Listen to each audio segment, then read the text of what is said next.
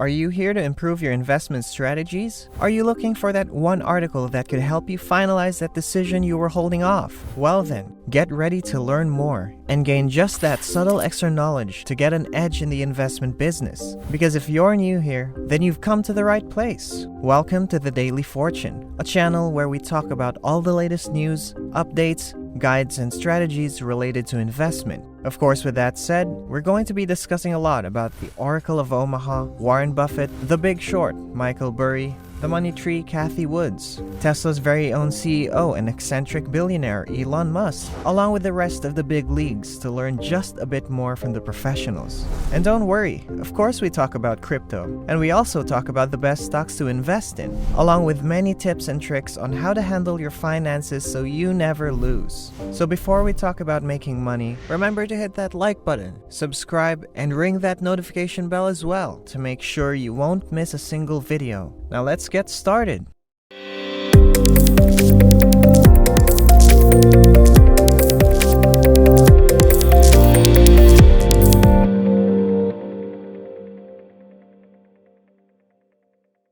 Bill Ackman is a well-known investor for many good reasons. In 2004, he's averaged a return of 16.9% each year, which is much greater than the S&P's average return of 9.6%. His knowledge allowed him to profit billions during the 2008 recession, turning $27 million into $2.6 billion during the COVID-19 pandemic. Bill Ackman gained billions on the previous two market crises and is now spending big on something he believes will return much more money. Despite the fact that he isn't liked by some people, his track record shows that all retail investors should listen to what he has to say and consider his advice. In this video, we'll dive into his new bets on one of the world's largest market crashes. To obtain big returns, Bill Ackman uses two key strategies. The first is to use his power to influence businesses in which he has invested in, often known as activist investing. Ackman's second approach, short-term speculation, is undoubtedly more profitable. We will concentrate more on the second strategy in this video. Bill Ackman is extremely smart in his short-term betting strategies because he consistently seeks asymmetric risk. Typically, investors feel that taking on more risk equals a larger profit, but this is simply not the case. Hedge fund managers like Ackman seek asymmetric risk or low risk with a large payoff. Ackman recently discovered a bet with significant asymmetric risk. Despite the popular belief that inflation is just temporary, everyone knows that inflation is continuing to rise. Consumer price growth rate has escalated from 1.2% in November 2020 to 6.8% in November 2021. That is clearly a significant rise. With 0% interest rates and quantitative easing when the Fed buys bonds, the Federal Reserve has been unshakable about printing trillions of dollars into the economy. The stock market has risen sharply as a result of the Fed's efforts, but this will not remain indefinitely.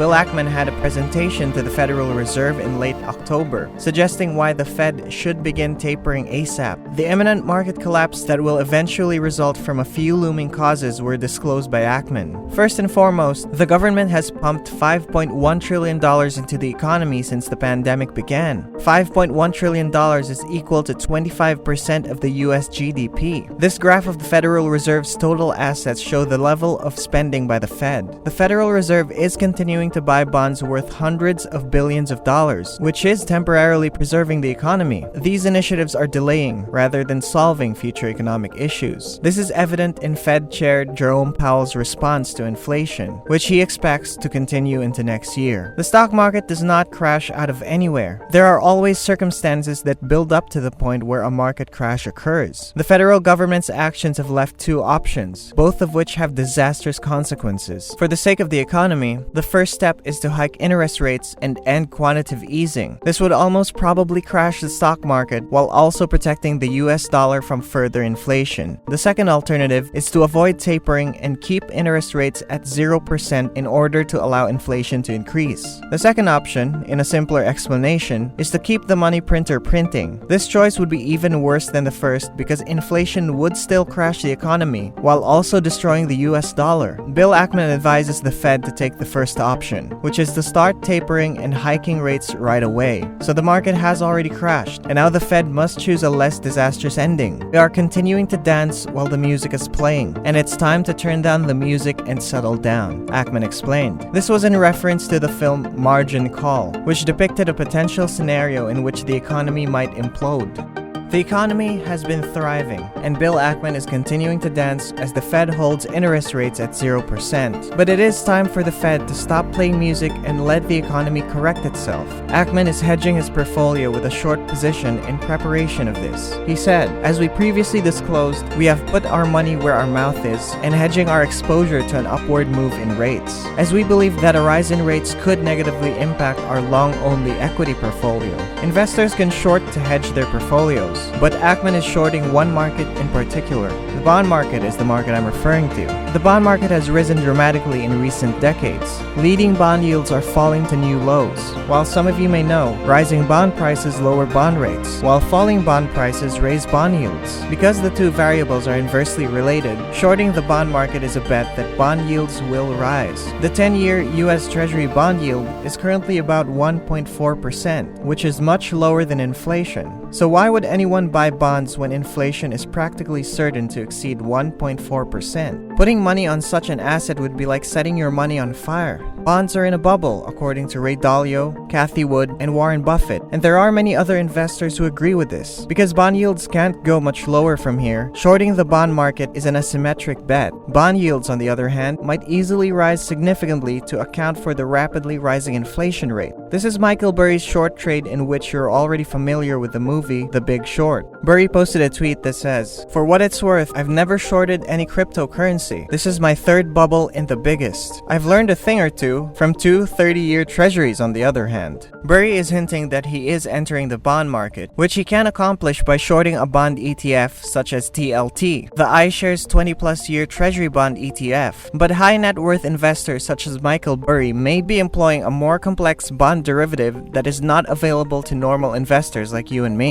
In doing so, Ackman is buying two different derivatives, credit default swaps and put swaptions, which are options contracts that allow to swap bonds. Interest rates are divided into two categories: floating interest rates that changes with the bond market, and fixed interest rates that remain constant regardless of market conditions. Swap options are derivatives purchased from the viewpoint of the bond lender. Swaption owners must pay the interest rates to bondholders instead of receiving an interest rate for purchasing a bond. A put swaption is a contract to beat the bond lender and pay the bondholder a fixed interest rate. In the case that interest rates rise, the owner of the put option will profit. The floating interest rate in this case is increased to 4%, but the owner of the put options has a contract to pay a fixed rate of 2%. So the put swaption owner would profit from the 2% difference in interest rates. That difference would raise the value of the put swaption, allowing the swaption owner to generate large sums of money with a relatively low capital. Ackman bought put options because he stands to make a lot of money if interest rates rise. He doesn't lose much money if interest rates fall or stay the same.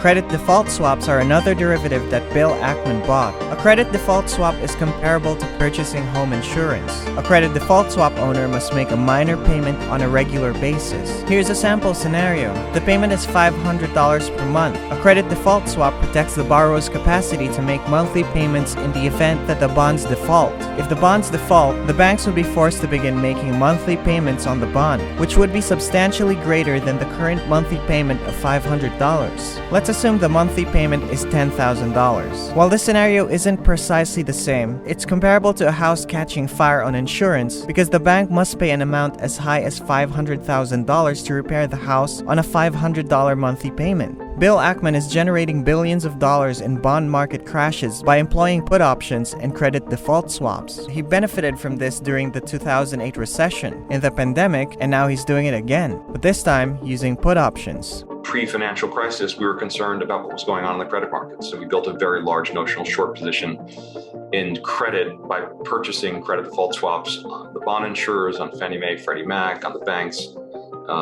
And as a result, S&P was down 52% in, I think, 2008, and I think our peak decline was 18%. It was just momentary, and we finished the year down only a few percent, and we're up 40% the next, driven by that hedging gain and the redeployment of those proceeds in buying stocks.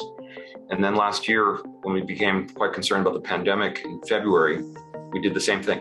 We thought the best way to express this concern and in a risk minimizing way is to, again, buy credit default swaps, put a very large notional position in the credit default swap market, and then spreads gap very widely as it became clear that this was going to be a pandemic. And then we reversed that position as our portfolio declined in value, our stocks went down, and our hedge became enormously valuable. So the hedge actually, on a mark-to-market basis, mitigated almost our entire mark-to-market loss. But more importantly, it gave us capital to invest, over $2 billion of capital to invest in a market that was down a large amount. And most recently, our biggest kind of black swan fear for the markets earlier this year, we became concerned about inflation. We thought inflation could lead to higher rates. We thought higher rates could lead to lower values in the equity markets. And we built, again, a very large notional position, betting that rates would go higher. We did this using swaptions, which are sort of an option on an interest rate swap, which is a way to express that kind of bet.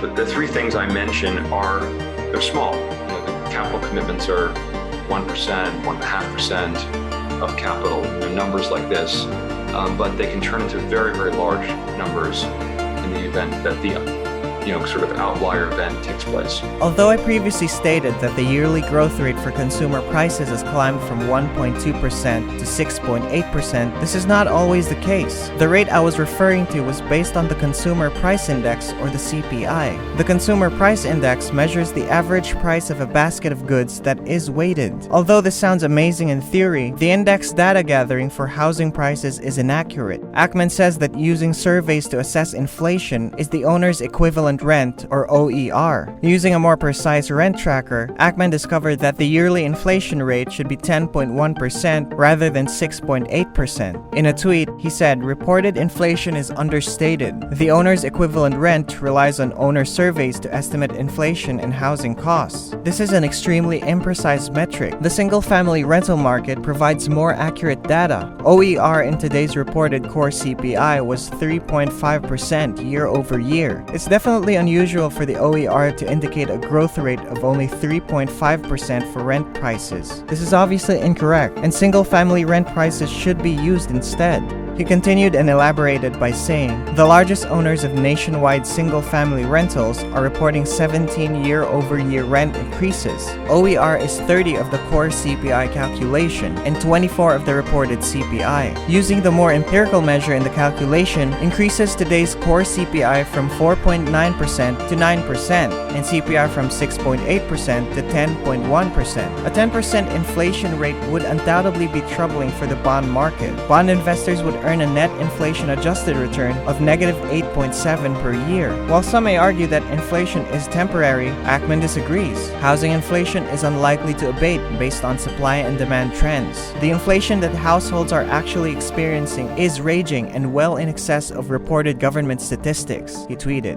As if things couldn't get any worse, Congress' financial policies are not helping at all. Joe Biden wants to pass an infrastructure bill in the Build Back Better bill that may cost up to $2 trillion, or about 10% to 15% of the US GDP. This will almost probably cause inflation to continue to rise in the future. Other market concerns mentioned by Bill Ackman included China's slowing growth, the appearance of new COVID variants, second-order effects from supply chain constraints, geopolitical risk, and cybersecurity risk. These events could have a negative impact on financial markets in the future, but we're all uncertain about what might happen. So that's it. Bill Ackman bets on one of the world's largest stock market crashes. So do you agree with Ackman's prediction? And how are you preparing your portfolio this time? You can comment your thoughts in the comment section below. Thank you for watching.